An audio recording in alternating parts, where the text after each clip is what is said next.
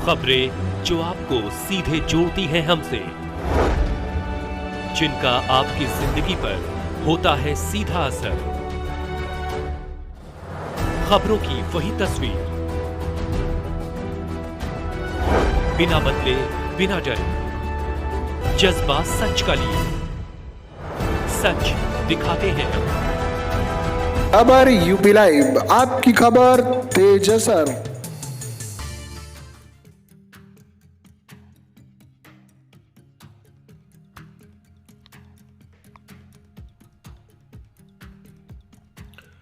मुख्यमंत्री योगी आदित्यनाथ ने एक भाषण के दौरान सनातन धर्म को भारत का राष्ट्रीय धर्म कहा, जिसको लेकर अब विपक्ष में काफी राजनीति शुरू हो गई है।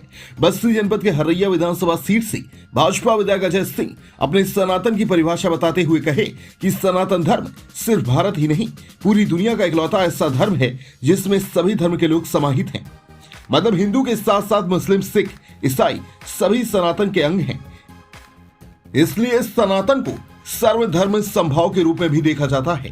विधायक ने कहा कि योगी आदित्यनाथ ने सनातन को राष्ट्रीय धर्म कहकर क्या गलत कर दिया है। सनातन राष्ट्रीय धर्म ही नहीं बल्कि उनके अनुसार अंतरराष्ट्रीय धर्म है। विधायक का कहना है कि हिंदू को छोड़कर मुस्लिम, सिख और ईसाई के धर्मों की उत्पत्ति के बारे में पता है, मगर आज तक कोई यह नहीं बता सकता है कि सनातन धर्म की उत्पत्ति कब और कहां से हुई।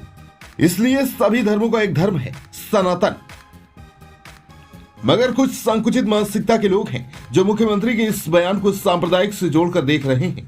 अयोध्या में राम मंदिर को लेकर बीजेपी विधायक अजय सिंह ने कहा कि भगवान राम के पद चिन्हों पर चलकर कोई भी महान बन सकता है, मगर आज तक राम के चरित्र जैसा कोई पैदा नहीं हुआ है। इसलिए अयोध्या में बन रहे राम मंदिर को राष्ट्रीय मंदिर कहना गलत नहीं है। वहीं स्वामी प्रसाद मौर्य के द्वारा रामचरितमानस को लेकर दिए गए बयान पर विधायक अजय सिंह ने कहा कि स्वामी प्रसाद मौर्य की इस ग्रंथ को लेकर बहुत ही अल्प जानकारी है, इसलिए वह इस पर कोई टिप्पणी नहीं कहेंगे। जिससे कुछ पता ही ना हो फिर भी वह उसके बारे में बोल रहे हैं। कहा कि अगर वे हिंदू के धर्म ग्रंथों का विरोध कर रहे हैं तो वे लोग क्यों मंदिरों में या हिंदू वोटर्स से वोट मांगने जा रहे हैं। हिंदू धर्म ग्रंथों का विरोध करते हुए हिंदू सभी वोट लेने का हक नहीं रखते। एक बयान मुख्यमंत्री जी का आया है कि सनातन जो है भारत का राष्ट्रीय धर्म है। सनातन माननीय मुख्यमंत्री जी ने कहा कि सनातन भारत का सनातन राष्ट्रीय धर्म है। और आप सबको मालूम है कि आप सब लोग जुड़े भी रहते हैं, आते जाते रहते हैं तमाम कथा में, तमाम तरह के धार्मिक आयोजनों में। धर्म की जय हो, अधर्म का नाश हो, प्राणियों में सद्भावना हो और विश्व का कल्याण। ये सनातन है जो विश्व के कल्याण की कामना करता हो। धर्म की जय हो, कहीं नहीं कहता है हमारा सनातन कि मुस्लिम धर्म की जय ना हो, ईसाई धर्म की जय ना हो, यहूदी धर्म की जय ना हो, कहना धर्म की जय हो। ये जो कुत्सित मानसिकता वाले हैं, संकुचित मानसिकता वाले हैं, ये इसका बंटवारा करते हैं। हम तो विश्व की कल्याण की बात करते हैं, हमारा सनातन करता है, उसमें सारे लोग समाहित हैं। उसमें और धर्म भी समाहित है, सारे के सारे उसी में समाहित है। मैं नहीं कहता हूँ, ये नासा कहता है। पूरी दुनिया के जितने विद्वान है, जितना साइंस है, वो कहता है कि दुनिया का सबसे पुराना धर्म हमारा सनातन धर्म है। पूरी दुनिया का, मैं नहीं कहता हूँ, अमेरिका के साइंटिस्ट कहते हैं, रशिया के साइंटिस्ट कहते हैं, सारे लोग कहते हैं सबसे पुराना धर्म हमारा है। तो इसमें क्वेश्चन क्या है? क्या मुख्यमंत्री जी ने गलत बोल दिया? उन्होंने तो सही कहा हमारा राष्ट्रीय धर्म है। मैं तो करूँ अंतरराष्ट्रीय धर्म है सनातन। इसको सिर्फ हिंदू से जोड़ के देखा जा रहा है। वो जो कहता हूँ संकुचित मानसिकता वाले जो हैं, जिसकी जहाँ तक सोच है वहीं तक है। तो ईसाई धर्म के प्रादुर्भाव का पता है सबको, इस्लाम धर्म के प्रादुर्भाव का पता है, यहूदी धर्म के प्रादुर्भाव का पता है, बौद्ध धर्म के प्रादुर्भाव का पता है। लेकिन दुनिया का कोई एक विद्वान आके बता दे कि सनातन धर्म कब आया? कोई बताने की स्थिति में है क्या? तो हमारे सब समाहित नहीं है क्या? इसी में सारे लोग समाहित हैं। अंततः एक दिन सबको यही मानना पड़ेगा, सनातन सनातन मतलब क्या है?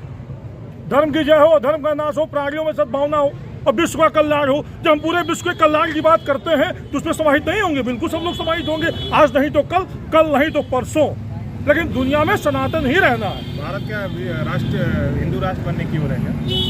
देखिए, ये भारत आज से नहीं, भारत तो सदियों से हिंदू राष्ट्र है। त्रेता युग से हिंदू राष्ट्र है भारत, द्वापर युग में भी हिंदू राष्ट्र भारत है।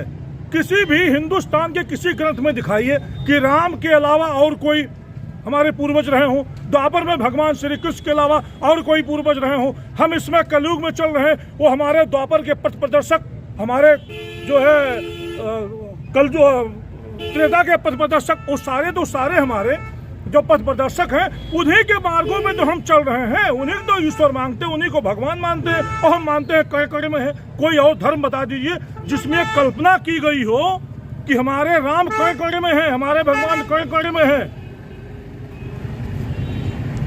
कोई हो तो हमें बताइए। अच्छा, अयोध्या जो मंदिर बन रहा है उसको राष्ट्र मंदिर आज केशव जी ने कहा है, तो अभी तक तो राष्ट्र धर्म की बात हुई, सनातन को राष्ट्र धर्म कह दिया गया, अब राष्ट्र मंदिर बिल्कुल अयोध्या में बनने वाला भगवान राम मर्यादा पुरुषोत्तम भगवान राम के पद चिन्हों पर कोई चल करके कोई भी महान बन सकता है।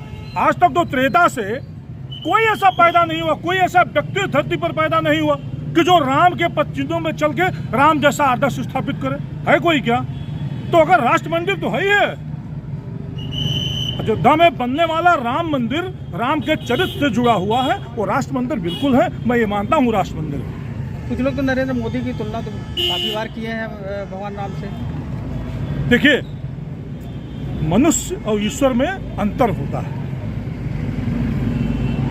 आज नरेंद्र मोदी जी जो हमारे भारत के प्रधानमंत्री हैं, दुनिया के सबसे बड़े नेता हैं, हर फील्ड में नेता हैं, लेकिन कुछ लोग होंगे वो कहते होंगे, लेकिन मैं इस पर कोई अपना विचार नहीं दे सकता। अच्छा, स्वामी प्रसाद मौर्य के बयानों से कितना इत्तेफाक रखते हैं आप? जो लगातार देखिए, स्वामी प्रसाद मौर्य जी निश्चित रूप से वो हर धर्म के विरोधी हैं। स्वामी प्रसाद मौर्य जी वोट की दृष्टि से सारी बात कह रहे हैं, वो व्याख्या जानते नहीं हैं, वो एकदम जैसे होता नहीं है, उनकी जो जानकारी है वो बहुत अल्प जानकारी है। अभी रामायण के बारे में, राममानस के बारे में उनकी अल्प जानकारी है, मैं उस पर कोई इसके अलावा टिप्पणी नहीं कर सकता। उनके बयानों से समाज में वैमनस्यता फैल रही है, लोगों में निश्चित रूप से वैमनस्यता उनके बयानों से वो तो कह रहे हैं कि टीका वाले और मंदिर जाने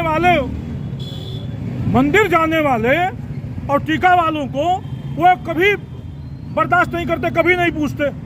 तो किसी भी वो राजनेता हैं, उनसे ये कहिए कि जो जितने भी मंदिर जाने वाले लोग हैं उनके यहाँ वोट मांगने ना जाए। वोट मांगने जो मंदिर जाने वाले लोग हैं उनके यहाँ वोट मांगने के लिए ना जाए वो, तब तो मालूम है। जिनके यहाँ रामचरितमानस और गीता जैसा ग्रंथ है उनके घरों पे वोट मांगने के लिए ना जाए।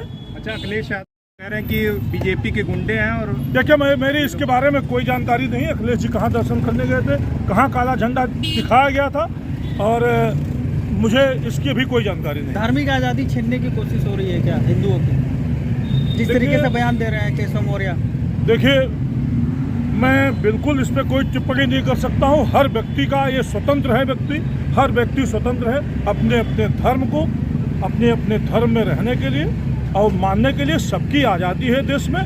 किसी भी तरह का इस तरह का कोई मामला नहीं है, कोई धार्मिक आज़ादी छीनने का प्रयास नहीं है, जरा से भी छीनने का प्रयास नहीं है। अगर हम राम मंदिर को राष्ट्र मंदिर कहते हैं तो उसके पीछे तर्क है। राम राष्ट्र पुरुष है, राम मर्यादा पुरुषोत्तम है और कण कण में व्याप्त हैं। हमारे यहाँ जीते भी राम, आपको चोट लगेगी तो कहेंगे हे राम, ऑटोमेटिक निकलते हैं। राह चलते हुए नमस्ते प्रणाम नहीं, जय राम जी।